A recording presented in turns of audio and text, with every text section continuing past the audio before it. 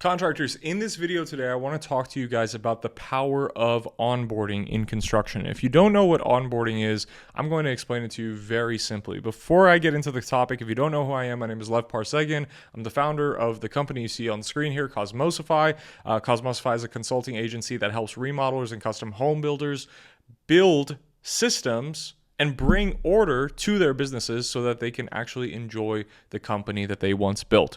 Now, I'm not going to get too much into my company and what we do, but I'm actually happy we're talking about onboarding here today, because this is one of the biggest processes that I see really little to no builders have in place in their construction business. And I'm going to get into the reason why that is. But the first thing that I'll address here is I guess I'll just start off with why I see that contractors don't have an onboarding process. And it's because they have been taught that this is the way to do things, or the traditional model, which is starting off with getting a potential project. You have the lead that reaches out to you. Oftentimes, for a lot of established remodelers and custom home builders, a big part of their client acquisition system is referrals, just because of the fact that my guys, they do incredible work, and so they have a really high referral rate. Then they schedule to meet with the lead, they sign the project, and then they start the project, right? And this is a super simplified linear path of what most contractors are doing. But I want to talk about where, I guess, expectations get messed up. And now you may think that, okay, expectations probably got messed up somewhere over here, right? And maybe they got messed up somewhere over here as well, or maybe somewhere in between as well. Frankly speaking, it could have happened at any point here. But what I want to mainly address is right here, this point, which is what happens between signing the project and actually starting the project. Whoa, that arrow is intense. So I want to talk about this gap over here, guys. And the reason why this is so important to me is because if you did screw up expectations with the homeowner or the stakeholder of the project, the decision maker of the project, over in this stage or somewhere here, there is this gap between signing the project, collecting that first deposit, or just getting their signature on the dotted line, selling a pre-construction services agreement, selling a design agreement, whatever.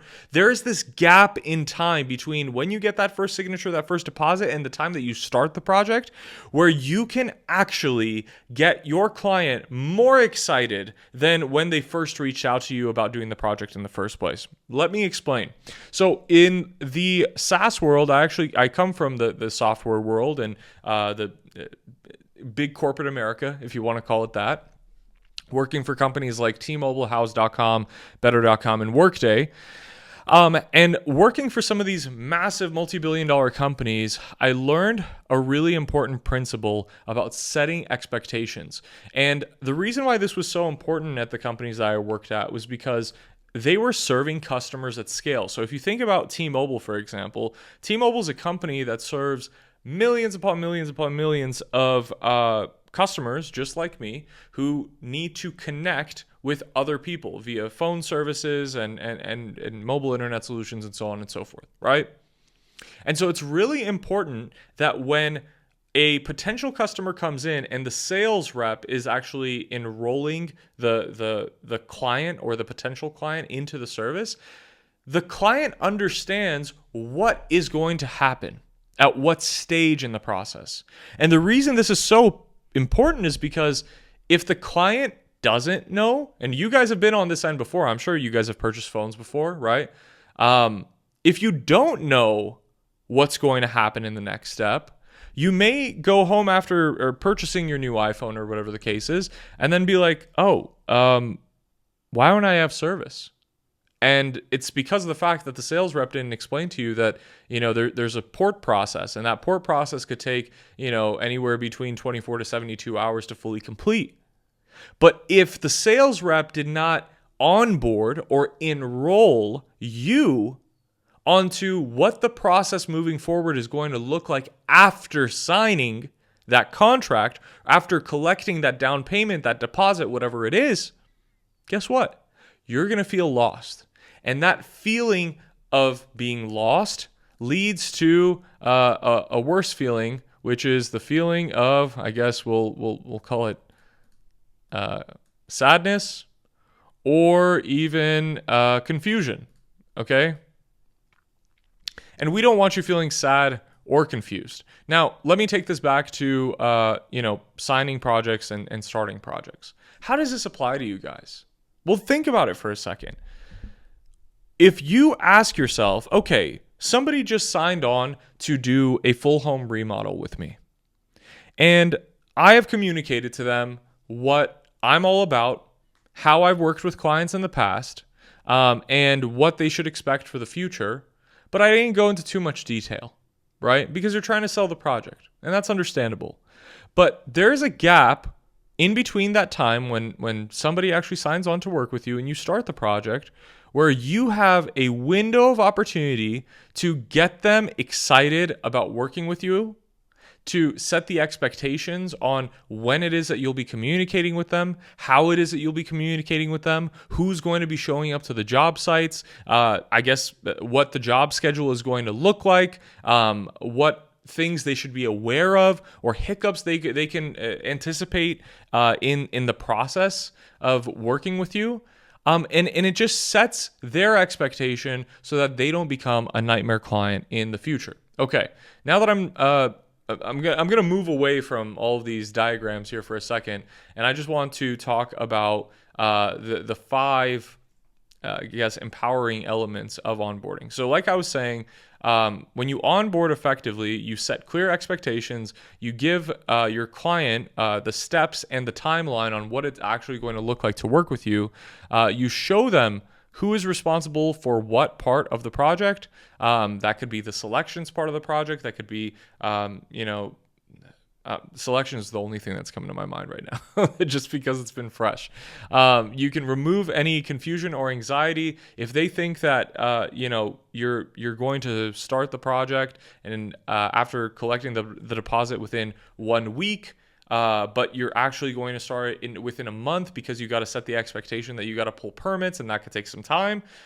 This is where that is supposed to be addressed. And most importantly, this is where you actually get them, let's use a different color here, get them excited about their journey ahead. Okay? And if you do an onboarding meeting correctly, you should be able to do all of these things, accomplish all of these things, and get these outcomes for your clients. Now, I want to tell you guys why this is important in the first place.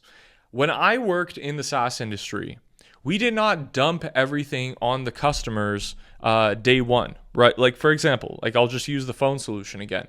If somebody was switching from an Android phone to an iPhone, you know what I didn't do? I didn't say, this is how you do everything on an iPhone, because that would overwhelm them. And then they would say, you know what? This is a little too overwhelming. It's a little too much past my comfort zone. I think I want to go back.